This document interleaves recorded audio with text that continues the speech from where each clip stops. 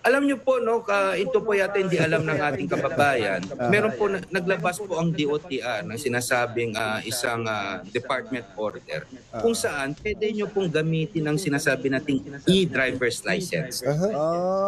Meron na May pala, no? e-driver's license na po. Meron In pala, other no? words, basta po, for example, wala po kayong actual physical card, no? Pero may e-driver's license kayo at kayo po ay nahuli, meron kayong paglabag, sabihin natin, ang gagawin nyo lang po, ipakita nyo sa enforcers yung e-driver's license nyo na to be accessed through the LTMS portal. At yan po ay allowed.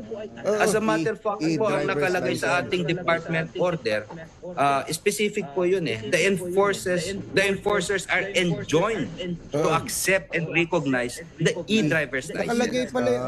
So, Paano ko paano makukuha yung e-drive? Pwede pa yan na pipicturean ko lang yung driver's license ko? Hindi po. Iba yata na yun.